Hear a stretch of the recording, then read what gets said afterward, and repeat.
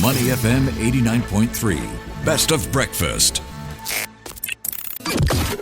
Mind your business. Only on Money FM 89.3. Thanks for joining us on The Breakfast Show. Audrey Seek taking you through Mind Your Business. And today we're talking about EVs. As countries ramp up their sustainability targets, Singapore, too, is pushing full throttle toward a greener future with the Green Plan 2030. So how can we transition to cleaner, greener mobility? Beyond the big international names, there's a homegrown player quietly charging up the local EV scene.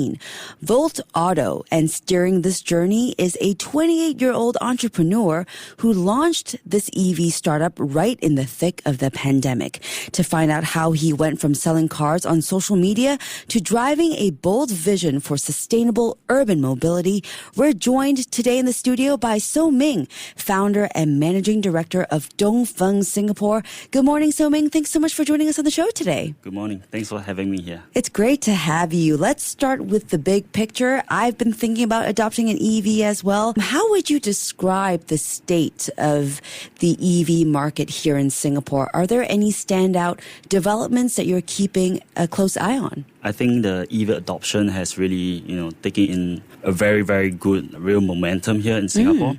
So I think about 40% newly registered vehicles are EV. Very good. So I think that is good for us, right? What I see is that there are more interest in the compact city-ready EVs. So they are practical for urban living and really easier to charge, and it is more affordable, right? Another trend is that I think there's a rise in fleet electrification. So, for example, from taxi to delivery vehicles. Okay. Right, which I think it will be a thing whereby it will significantly move the next 2 years. Yeah. Okay, I definitely want to touch on some of these trends that you're seeing. But first, when people think of EVs, there are often a few myths kind of floating around. Right. What are some of the most common misconceptions you've come across from Singaporeans? I think a lot of times people think that you have to be staying in a landed property or in a condo to own an EV. But matter of fact is that I think EV chargers are very widely available right now, and it's improving. It will be improving, and it's actually ramping up right now. And also the perceived upfront cost of owning an EV. But to be honest, if you are looking at a very luxury range, then definitely it comes with a luxury price tag, right? Right. So if you are looking at something more compact, like a DongFeng box, right, then we will be looking at a much lower price. For example, right now it's about 140,000, right? To own a car here in Singapore, I think that is quite a good price, to be very honest, and especially an EV, something new to be excited about right now. Yeah, okay. So you mentioned before that it's the smaller city-friendly EVs that will pretty much change the game in Southeast Asia, not so much the luxury EVs. And you mentioned that we're still pretty price sensitive.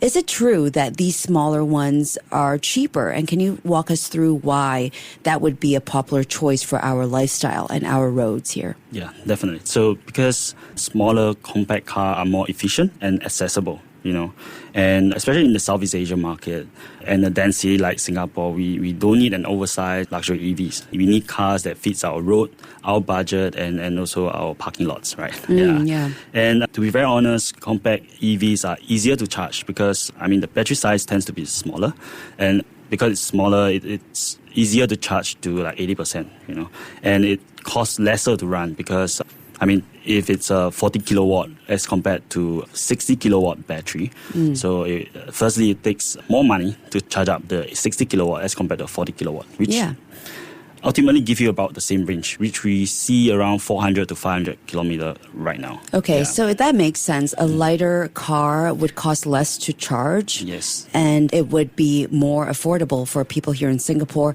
You brought up infrastructure earlier, and that's always a hot topic in the EV conversation. We have heard people complain about not enough chargers in Singapore, having to look for a place to charge your car. What's your take on where we're at? You said that there has been some improvements. is Volt Auto looking at partnerships or new solutions to make charging more accessible to Singaporeans? Yes, in fact, Volt Auto actually works with Charge Plus. So apart from, having a promotion together, for example, every vehicle bought will be given 3 years charging, free charging from Charge Plus, right?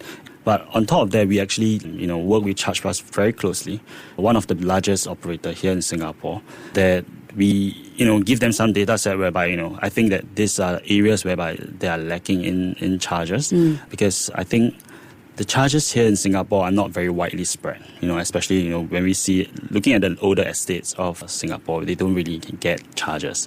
And because we have the data in a sense whereby we understand where our consumers are, which is part of how Volt Auto, we do our business, which is very data-driven. So with these insights and everything, we can actually allow our partners, the charging operators, to understand better of Singapore's, behavior and the lackings in the estates. Yeah. If you don't mind me asking for some of these insights, where do you see the highest concentration of EVs in Singapore? Is it central Singapore or elsewhere? Right now, definitely the east side of Singapore. Oh, the east. Yeah, and also central. So east, central, and the northeast region. Yeah. Okay. And do you see any up-and-coming areas where more people are adopting EVs?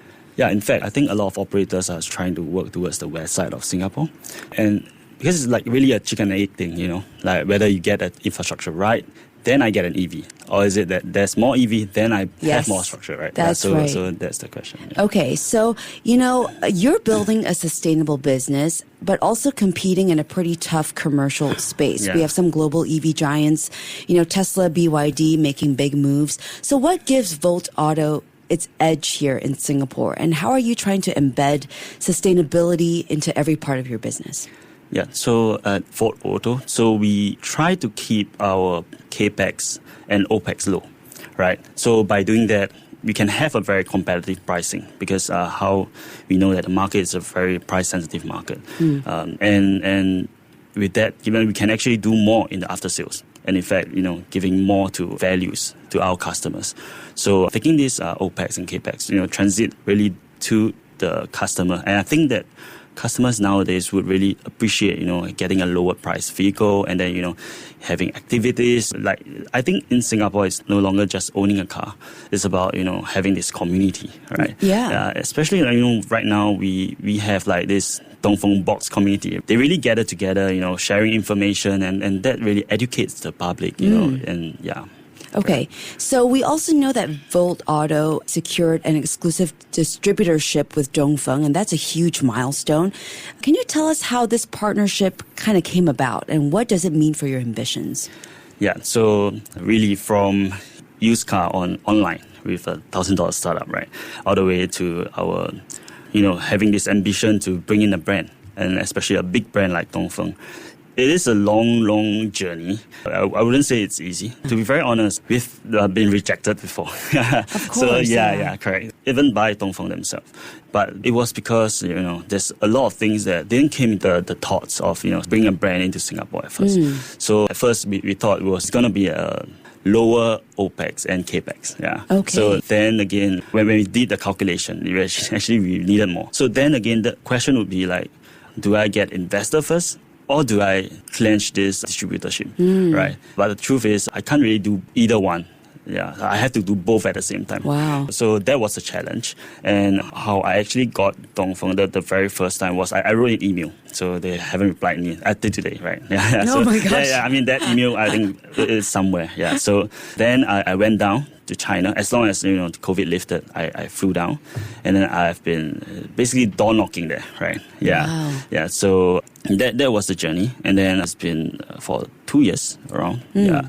And, having to really sacrifice the family time because I have a daughter I have 2 daughters, in fact. Yeah. So one, which is around 2.5 years old. So can you imagine, her being like she was like 2 months old before my intense traveling. Oh my goodness. Yeah, correct. So that was something that I had to give up, right, to fuel this ambition and then really to try. It wasn't a sure thing whether I get this distributorship or not, Yeah. right? So it was really like an all-in or nothing. Yeah, And then funding the whole journey there, like with whatever that I've earned previously. Yeah, well, you miss all the shots you don't take, and I think that it's incredible what you managed to do here. And you're part of a new wave of Gen Z leaders, bringing fresh energy and purpose to business.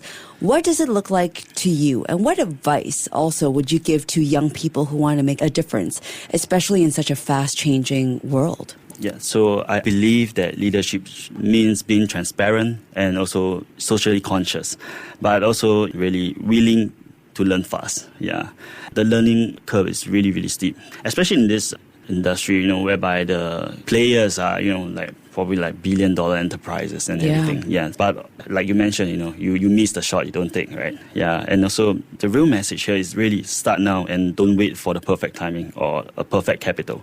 Like, the earlier you begin, the faster you will learn. And really remember that impact doesn't have to be massive to be meaningful. Yeah. And, you have to really solve one small pinpoint and really just take it one at a time. Yeah. Yeah, take it one at a time. So, Soh Ming, before you go, I want to give a shout out to the listeners who are EV curious, maybe thinking about adopting an EV very soon, like me.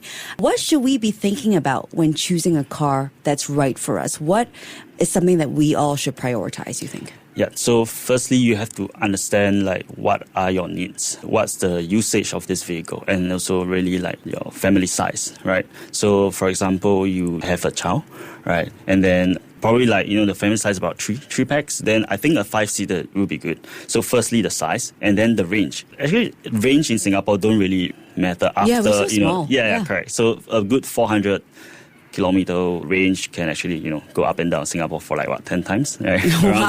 Around there, right? Yeah, so then the next thing would be, the boot space, right? And also understands where you'll be charging your cars. I think that's the point where you really have to think before you choose a car and everything. Because, if your charging station is around, part of your life, right? Probably in your office, right? Then range don't really matter too much because you can come to the office and charge it and everything. Okay. Right? Or, for example, there are people whereby I know they actually travels to Malaysia a lot, right?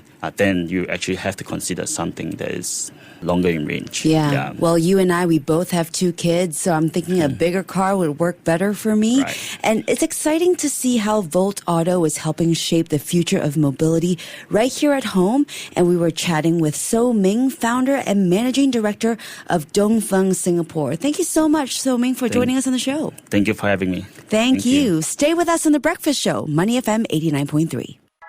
To listen to more great interviews, download our podcasts at audio.sg or download the audio app. That's AWEDIO, audio at the App Store and Google Play.